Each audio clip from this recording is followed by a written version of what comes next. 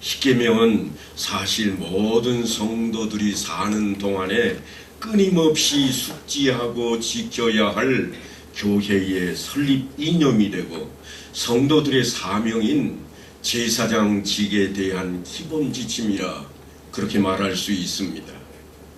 구약 성경을 이루는 두 축이 있는데 그 중에 하나는 십계명이요 또 다른 하나는 성막입니다.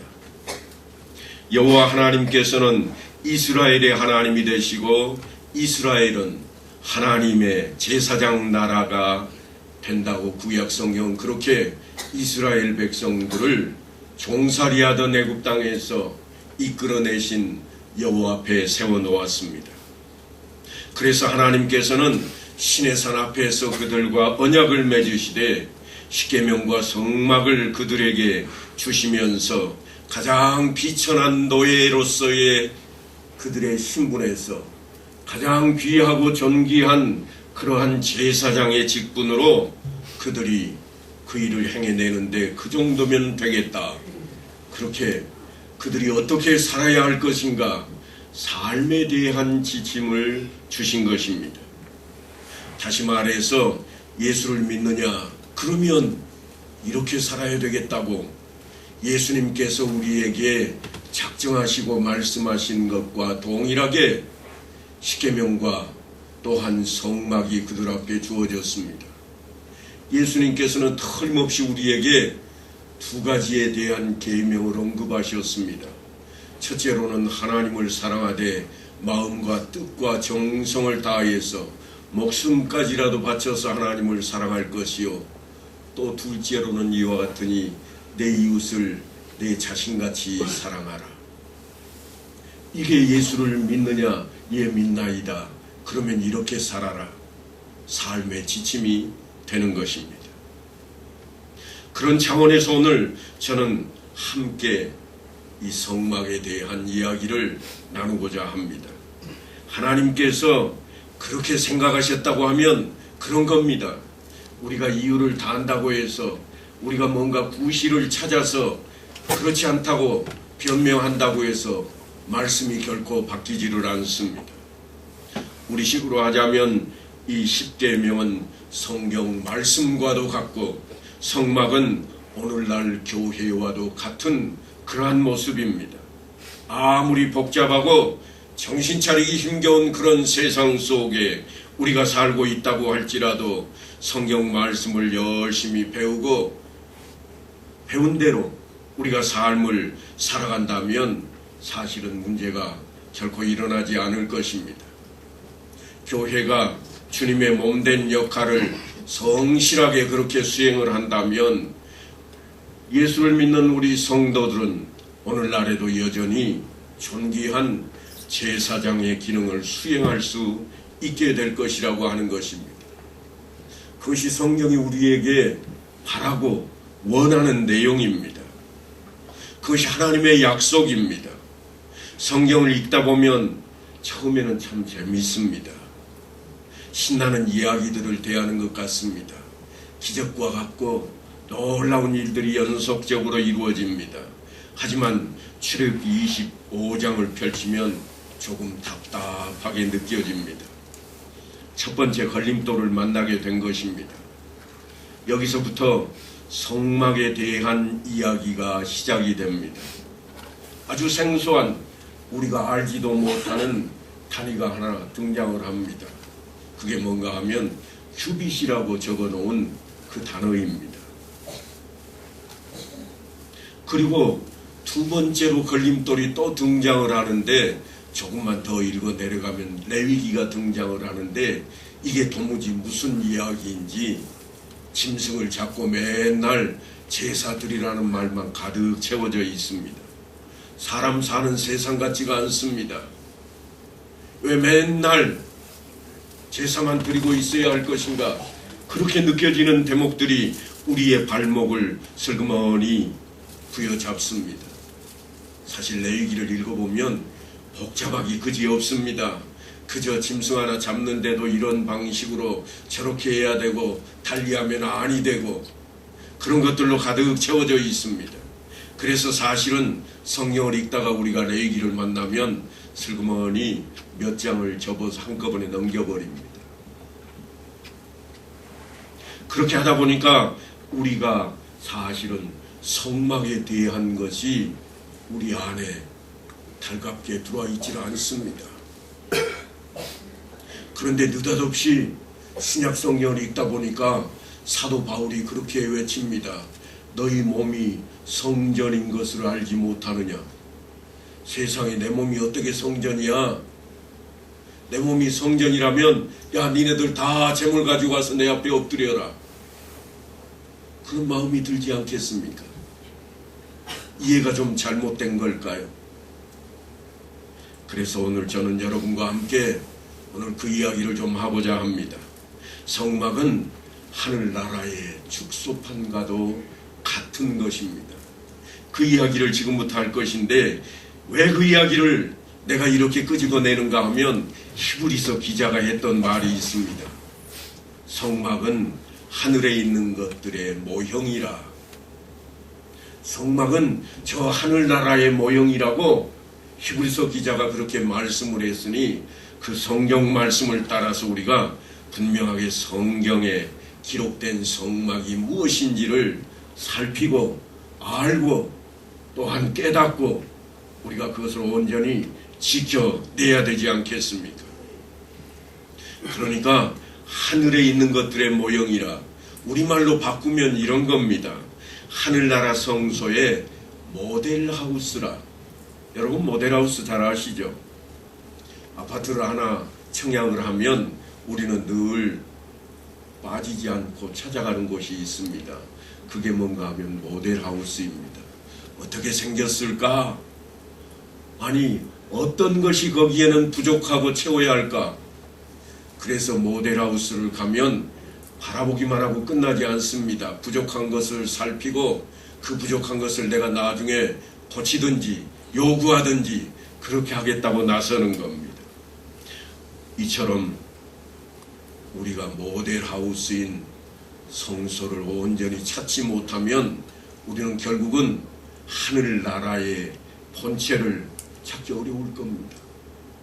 왜냐하면 우리가 바라는 것들이 믿음의 실상이라고 그랬는데 엉뚱한 것을 바라면 우리의 믿음이 잘못되어 버리기 때문입니다.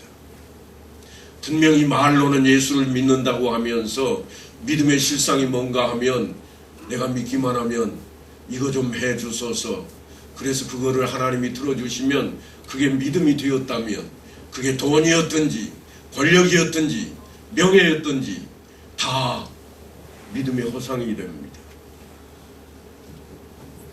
틀림없이 성경은 우리에게 믿음은 들음에서 난다 그랬습니다. 그 들음이 뭔지 우리는 기억하고 오늘 이 말씀을 가까이 대해야만 하겠습니다. 성경이 때로는 대단히 중요한 것인데 단 몇 줄로 아니 단 한 줄로 요약해버리기도 하지만 어떤 것은 이런 것까지 자세하게 꼭 설명을 해야 될 것인가 할 정도로 아주 방대하게 기록해 놓기도 합니다. 성경은 하나님의 감동으로 된 것이라 그러한 표현이 있듯이 구원에 이르는 지혜를 우리에게 알려주는 그러한 말씀으로 우리에게 필요한 것들은 더 자세하게 또한 우리가 그냥 지나가야 할 것은 자세히 다루지 않습니다. 그러니까 우리로 하여금 관심을 가지고 하나님의 마음에 들도록 그것을 살피도록 하는 것은 아주 자세하게 방대하게 기록을 합니다. 하지만 이것은 너희가 알지 않아도 돼 하는 것은요 아주 간단합니다. 그날에 대하여는 너희가 알 바 아니라. 주님께서 직접 하신 말씀입니다. 나도 모른다. 누구만 아는가? 아버지만 아시느니라. 그러니까 어찌하라고 하는 거예요? 그건 아버지께 맡기라. 그런데 어떤 것은 아주 시시콜콜 자세하게 기록을 해놓고 있습니다. 성막 이야기는 아주 중요한 내용을 담고 있습니다. 십계명에 대해서 우리가 모두 모세를 통해서 그 내용들을 지난 시간까지 살펴보았습니다만 하나님께서 여호와께서 모세에게 이르시되 너는 산에 올라 내게로 와서 거기 있으라 네가 그들을 가르치도록 내가 율법과 계명을 친히 기록한 돌판을 네게 주리라 그랬습니다. 그래서 이 십계명을 우리가 생각할 때에 하나님께서 처음으로 모세를 불러놓고 돌판을 주면서부터 시작되는 걸로 착각을 해버립니다. 왜 그렇게 착각하기 쉬운가 하면 영화가 한몫을 했습니다. 십계라고 하는 영화 아마도 한두 번쯤은 다 보셨을 겁니다.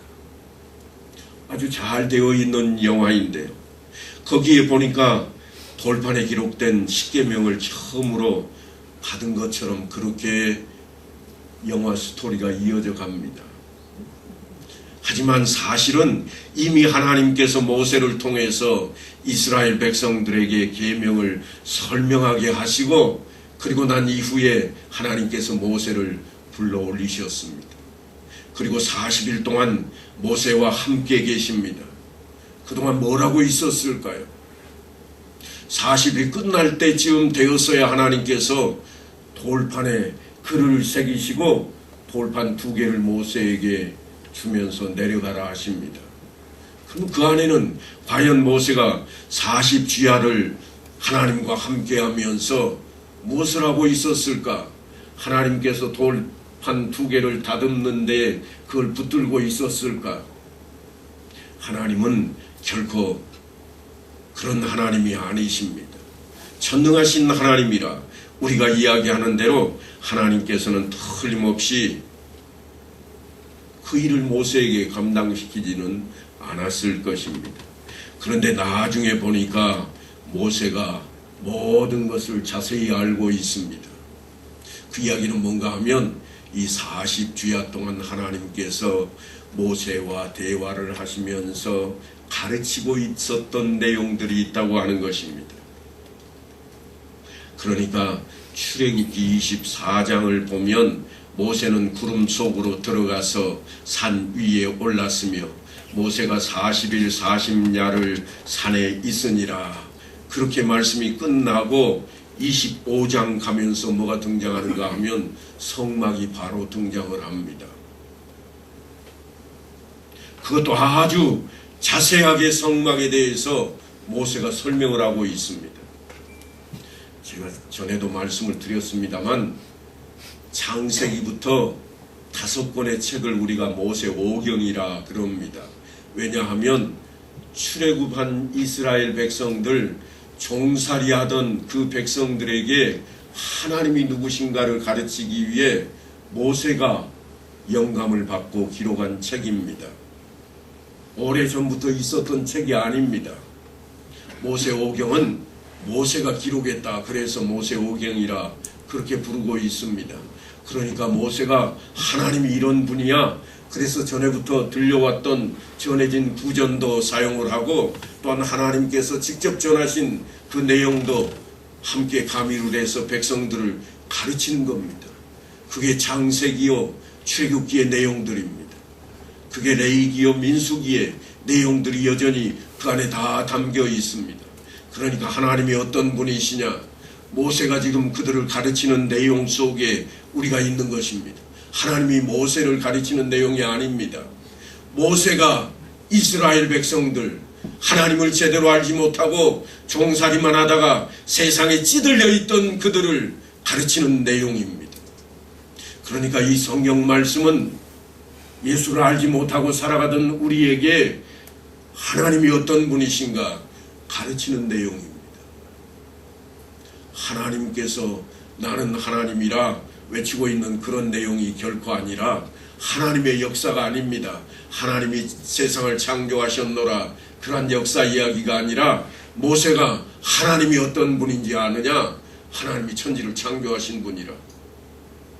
너희는 그것을 알라. 그 하나님이 이스라엘 백성들을 애굽 땅에서 종살이하던 그 종들을 끄집어내셨노라.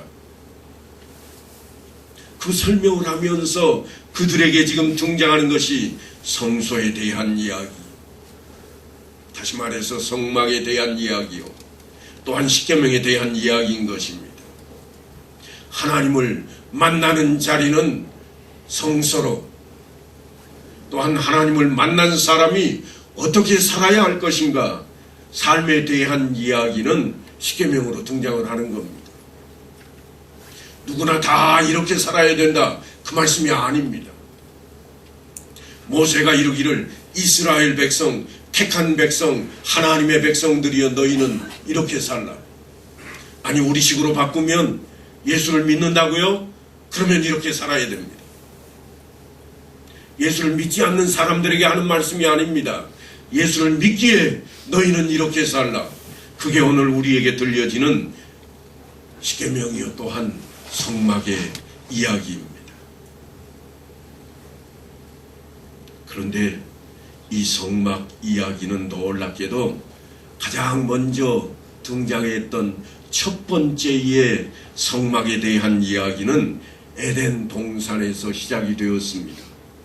하나님께서 첫 번째 성소로 에덴 동산을 창설하셨습니다.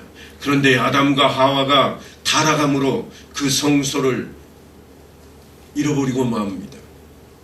아니, 잃었다고 하기보다는 빼앗겼습니다. 하나님께서 문을 닫아버렸습니다. 그리고 내쫓아 버리셨습니다. 그래서 그 첫 성소에서 그들이 쫓겨난 이후에 두 번째 성소가 등장하는데, 그것이 바로 다름 아닌 이스라엘 백성들에게 하나님께서 허락하시는, 시내산에서 언약으로 허락하시는 성막 이야기입니다.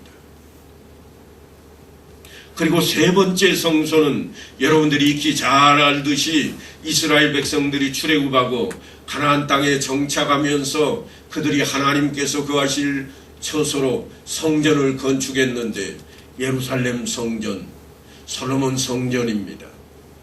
물론 이 성전은 솔로몬 성전으로 끝나지 아니하고 무너졌던 것을 다시 스룹바벨이 재건축을 하기도 하고 헤롯 왕에 의해서 세 번째 건축을 했던 그러한 예루살렘 성전이 있습니다.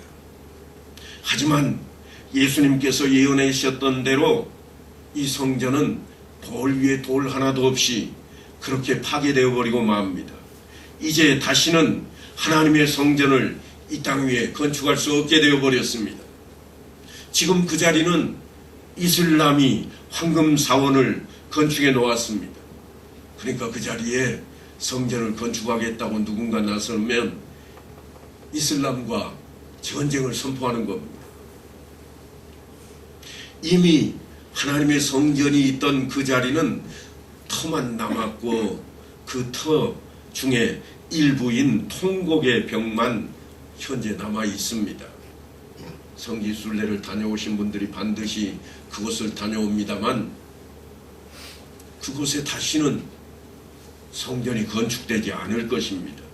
그렇다면 세 번째의 성전인 이 예루살렘, 그곳에 주님께서 말씀하신 대로 돌 하나도 돌 위에 남지 않고 다 무너뜨려지리라 하신 그 말씀이 이루어진 걸로 끝인가?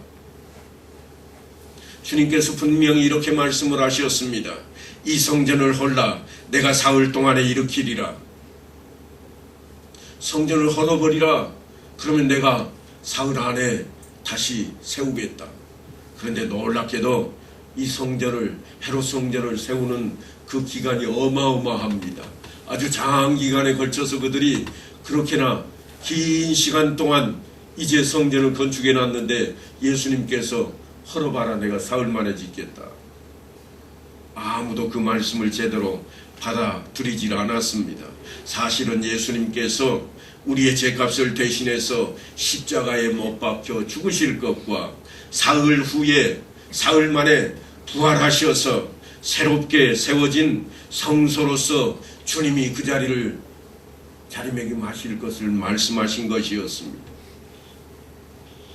주님께서는 십자가에 우리의 대속제물이 되어서 산제물로 드려진 마지막 제사를 드렸습니다.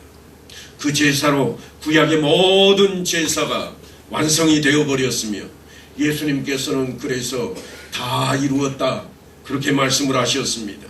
그러니까 네 번째 성소는 다름 아닌 예수님 자신이었습니다. 그 이후로 제자들은 예수님을 가리켜 뭐라고 불렀는가 하면 교회의 머리라 그렇게 부릅니다.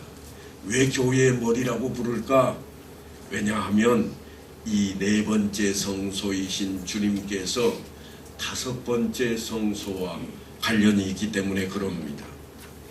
다섯 번째 성소는 누가 될까? 그건 성도들입니다. 무슨 뜬금없는 말씀인가 그러겠지만 성경에 이미 기록이 되어 있고 사도 바울이 늘 외쳤던 내용입니다. 너희는 너희가 하나님의 성전인 것과 하나님의 성령이 너희 안에 계시는 것을 알지 못하느냐. 친히 우리는 살아계신 하나님의 성전이라고 그렇게 외치고 있습니다. 성전이 성소가 무엇을 가리키는가 하면 하나님이 거하시는 장소입니다. 에덴 동산에 하나님이 아담과 하와와 함께 계실 때 그곳을 제가 첫 번째 성소라 그랬습니다. 왜냐하면 하나님이 그곳에 계셨기 때문입니다. 성막에 하나님이 성소라 그렇게 부르는 것은 다름 아닌 하나님께서 그곳에 계실 것이기 때문입니다. 그런 모든 것과 일맥상통하게 지금 우리 몸을 성소라고 그렇게 외치게 된 이유가 뭔가 하면 성령께서 너희에게 함께 하시는 것을 알지 못하겠느냐. 함께 하시니 뭐라고요? 성소라. 누가요? 우리가. 그래서 이 성소가 네 번째로 우리 성도들이 성소가 되는 겁니다. 하나님이 거하시는 거룩한 장소, 구별된 장소가 되었습니다. 사람이 다 되었다는 그런 얘기가 아닙니다.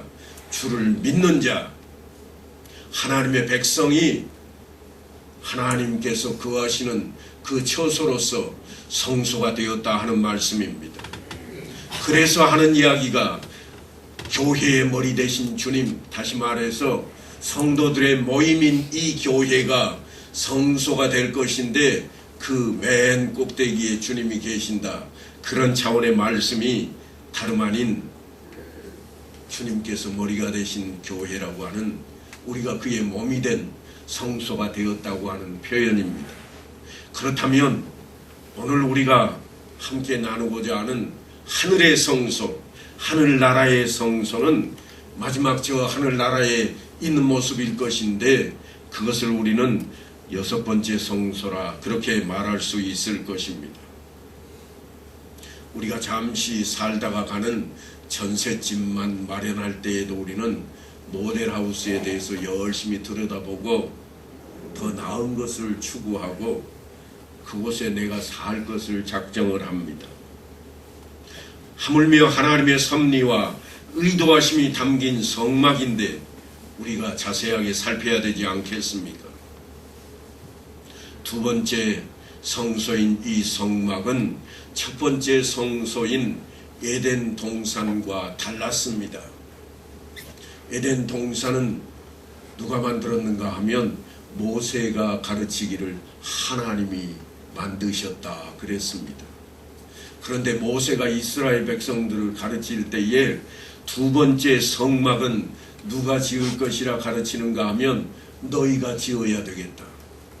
물자도 너희가 되고 기술도 너희가 되고 너희가 직접 만들어라 그거였습니다. 물론 설계도는 하나님께서 이미 모세에게 일러준 대로 그렇게 만들 것입니다.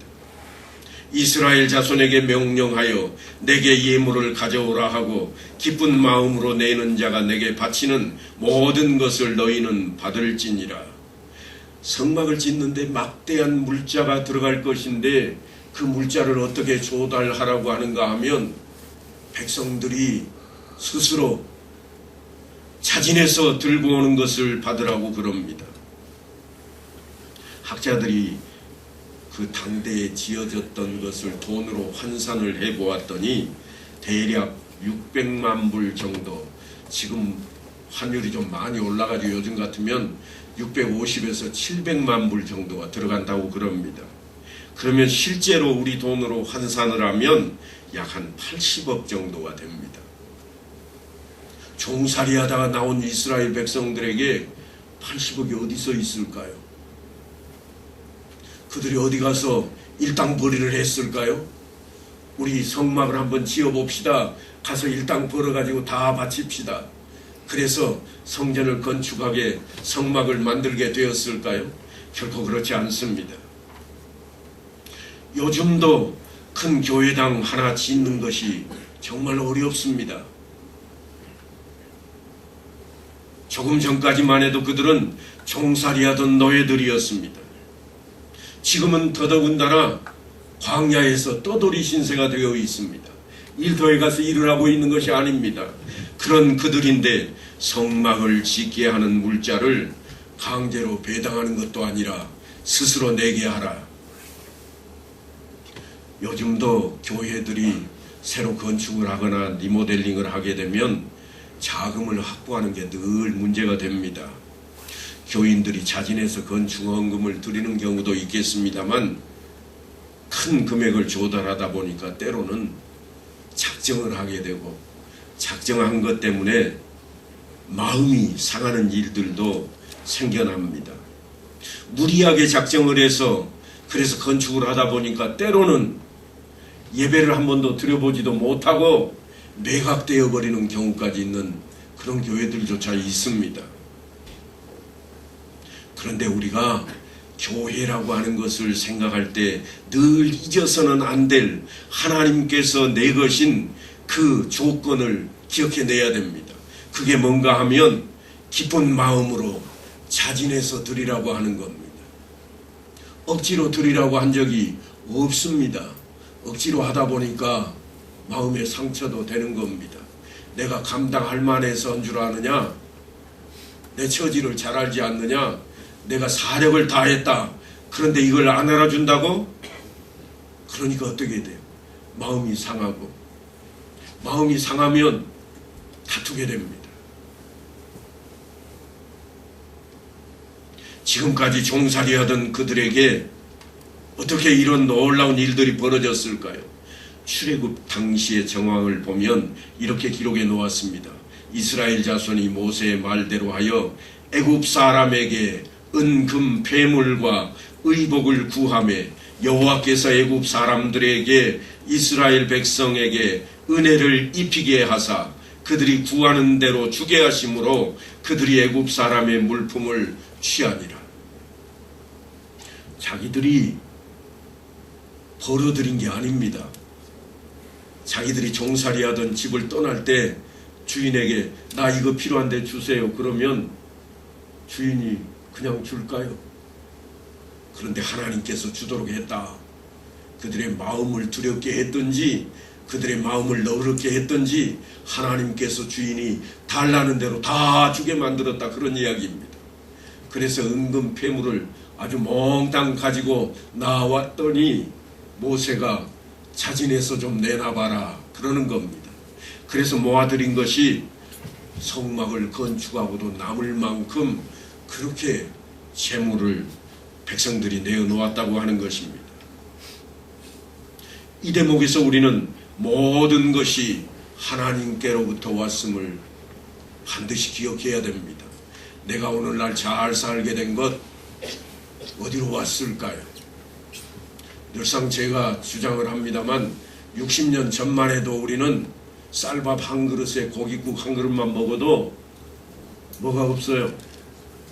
원이 없겠대요. 소원이 없다는 이야기입니다. 지금 그거 못하는 사람이 누가 있습니까? 거지도 다 합니다.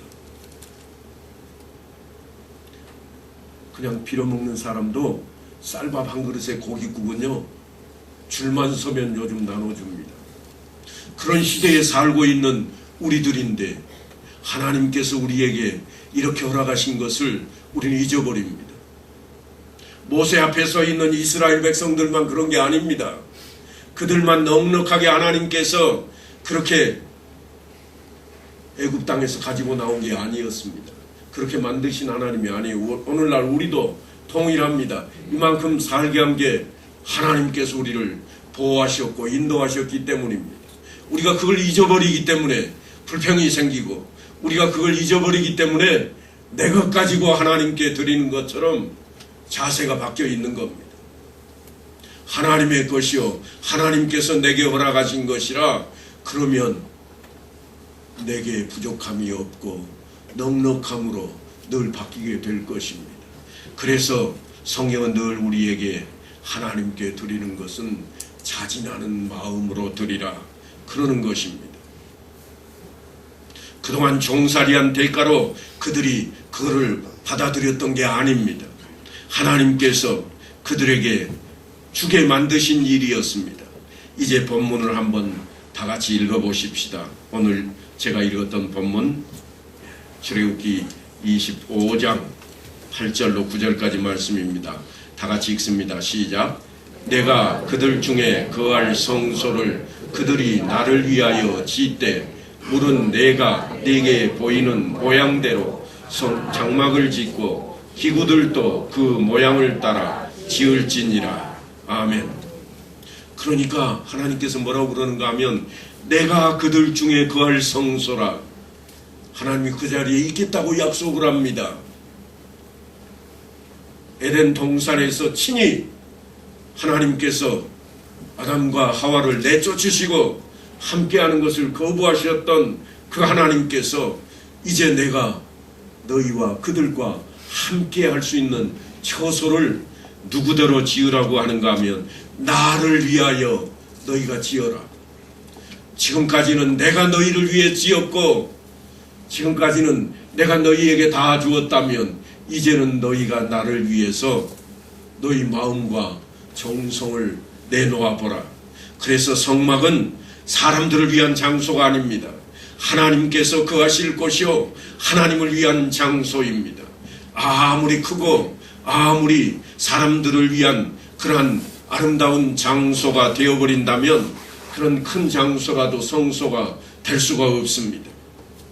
거룩해지는 이유가 뭔가 하면 하나님께서 거하시는 곳이 그곳이기 때문입니다.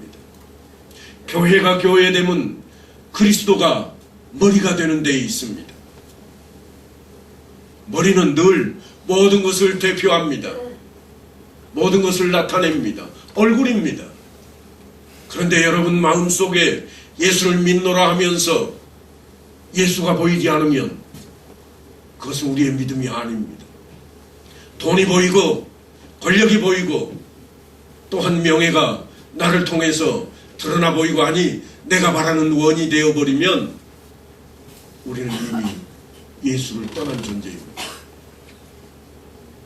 그러면서도 말로는 예수를 믿노라고 그럴 수 없다고 하는 겁니다. 모세가 하나님께로부터 받은 명령입니다. 내가 내게 보이는 모양대로 장막을 짓고 기구들도 그 모양을 따라 지을지니라. 이미 하나님께서 40일 동안 모세에게 보였던 그 일을 행해내라고 명령하고 있습니다.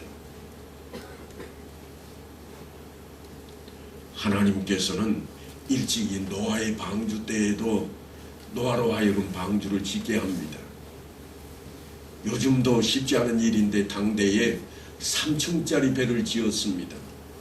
어마어마한 규모 방주를 짓는데 네가 만들 방주는 이러하니 그 길이는 300규빗, 너비는 50규빗, 높이는 30규빗이라. 거기에 창을 내되 위에서부터 한 규빗에 내고 그 문은 옆으로 내고 상중하 3층으로 할지니라. 놀라운 이야기가 벌써 모세를 통해서 하나님이 일찌감치 너희에게 일러주신 계획이라. 오늘 내가 또한 너희에게 하나님의 계획을 일러줄 것인데 성막은 이렇게 지어야 되겠다.